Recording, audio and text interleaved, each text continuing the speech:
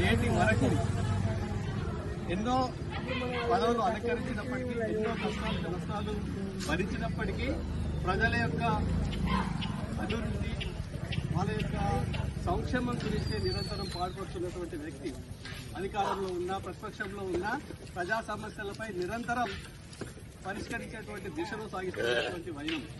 ఇక్కడ 1994లో మొదలుపెట్టినటువంటి రాజకీయ జీవితం, అప్పుడు సాయంపేట నియోజకవర్గం శాసనసభ్యునిగా, ఆ తర్వాత జరిగినటువంటి తెలంగాణ రాష్ట్రం ఏకైక పరిష్కార మార్గమని తెలంగాణ ఉద్యమంలో అనేక రకాలైనటువంటి స్ట్రాటజీస్ ని, వ్యూహాలను రచించి కేసీఆర్కు చేదోడు వాదోడుగా ఉండి రాష్ట్ర సాధన వరకు పోరాటం చేసినటువంటి ఉద్యమ నాయకుడు, విద్యార్థి నాయకుడు, ఉద్యమ నాయకుడు, రాజకీయ నాయకుడు, సేవాభాగంగా ఉన్నటువంటి మహోన్నతమైనటువంటి వ్యక్తి మధుసూదన్ గారు.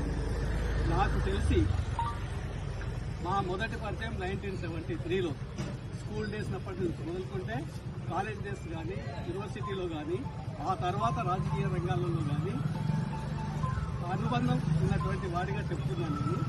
అంటే ఇంతటి స్నేహితుడి, మానవతావాది, తర్వాత జ్ఞాన సంపన్నుడు, కేవలం గతం గురించే కాకుండా, వర్తమానం గురించే కాకుండా భవిష్యత్ తరాలకు, యువతరానికి ఒక స్ఫూర్తినిచ్చేటువంటి విధంగా అనేక రకాలైనటువంటి సేవా కార్యక్రమాలు చేస్తున్నటువంటి తరుణం ఇది.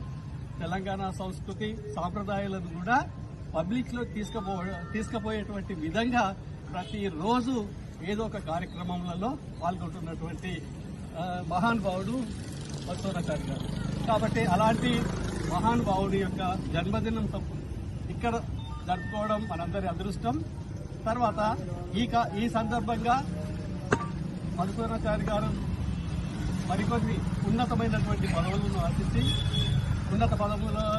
ఉన్నతమైనటువంటి పదవులను ఆశించి ఆ భగవంతుడు ఆయురారోగ్యాలు ఉండాలని నిరంతరం కేవలం ఒక వర్గానికే కాకుండా సకల జనులకు అందరి యొక్క అభివృద్ధిని ఆకాంక్షించి ముందు మరింత సేవ చేసేటువంటి భాగ్యం భగవంతుడు కల్పించాలని కోరుకుంటూ జై సిరికొండ.